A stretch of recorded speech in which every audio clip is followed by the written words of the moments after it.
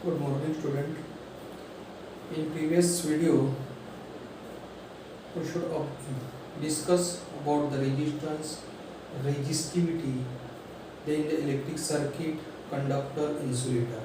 Today we are discussing about the resistors in series, and resistors means what? Resistors means what? So resistors is a two-ended component having a given amount of resistance between its 2 points. Resistors एक असं device आहे, एक असं component आहे की ज्याच्या दोन एंडच्या मधामध्ये विशिष्ट प्रमाणात रेजिस्टन्स असतो. अशा कंपोनंटला काय म्हणतात? रेजिस्टर्स म्हणतात. In several electrical equipment, number of resistors are connected in different ways. म्हणजे काही इलेक्ट्रिकल सर्किटमध्ये अशा पद्धतीने रेजिस्टर जोडलेले असतात, तर काहींमध्ये ते पॅरलल जोडलेले असतात. म्हणजे वेगवेगळ्या पद्धतीने रेजिस्टर्स इलेक्ट्रिकल डिव्हाइसेसमध्ये जोडलेले असतात. ऑब्झर्व दिस फिगर.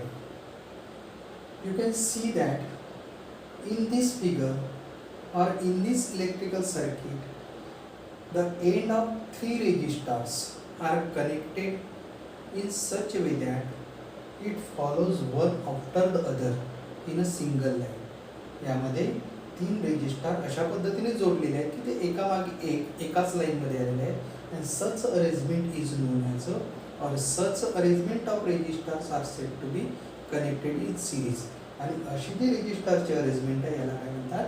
सिरीज अरेंजमेंट असे म्हणतात, म्हणजे एकसर जोडणी असे म्हणतात. इन सच अरेंजमेंट, अशा प्रकारच्या जोडणीमध्ये the same current flow through each resistor, प्रत्येक रेजिस्टर मधून सारख्या प्रमाणात करंट फ्लो होत असतो. Okay. Then the value of current is I. Value of current is I. and the potential difference between the point C and D is V. Current is I and the potential difference between C and D is V. Then the 3 resistors R1, R2, R3 are connected in series in the circuit. R1, R2, R3 are the 3 resistors connected in series in the circuit. Then the voltage across these resistors are V1, V2, V3. तर त्याचं voltage हा R1 साठी V1 आहे, R2 साठी V2 आहे आणि R3 साठी V3 आहे. Then V equal to V1 plus V2 plus V3. अशा वेळेला टोटल जो V असतो, म्हणजे टोटल जो पोटेन्शियल डिफरन्स असतो, is equal to the potential difference of each resistor, means V equal to V1 plus V2 plus V3. Equation number 1. If RS means effective resistance in series between C and D. RS is the effective resistance between C and D. Therefore, according to Ohm's law नुसार V equal to IRS. V equal to IRS. कारण Ohm's law काय सांगतो?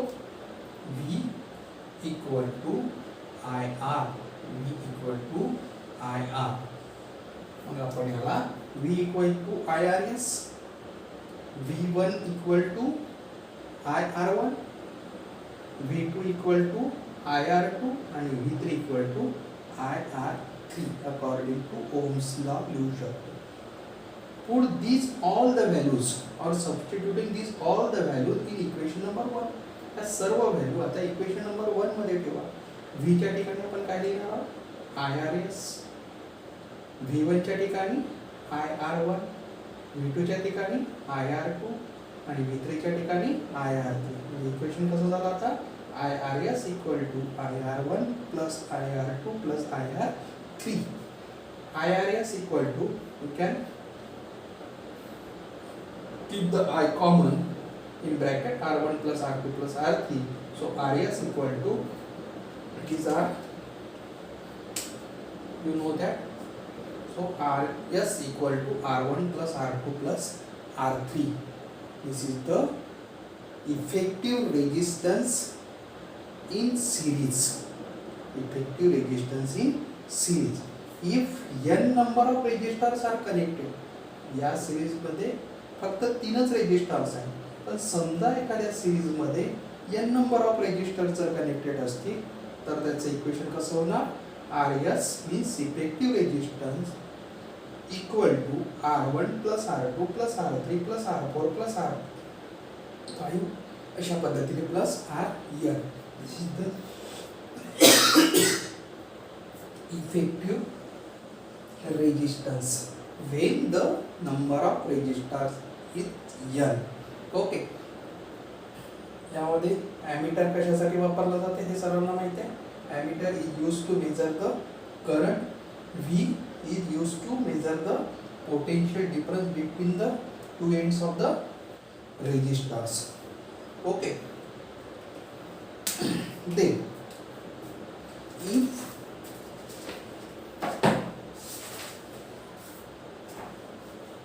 page number 40 वरती, if resistors are connected in series, म्हणजे अशा पद्धतीने जर resistor जर कनेक्ट केलं तर काय फायदा होतो? The same current flows through each resistor. प्रत्येक रेजिस्टर्स मधून करंट जो फ्लो होत असतो तो कसा असतो? सेम असतो. आणि तो किती असतो?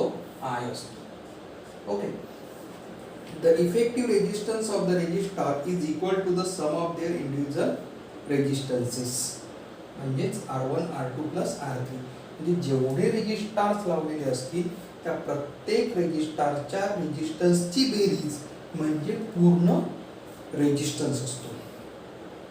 The potential difference between the two extremes of the arrangement is equal to the sum of the potential differences across individual resistor. त्याचं जो टोटल पोटेन्शियल डिफरन्स असतो तो सुद्धा कसा असतो? त्या प्रत्येक रेजिस्टरचा जो पोटेन्शियल डिफरन्स असतो त्या प्रत्येकाची सम. म्हणजे इथे जर 3 रेजिस्टर्स आहेत तर त्या प्रत्येक रेजिस्टरचा पोटेन्शियल डिफरन्स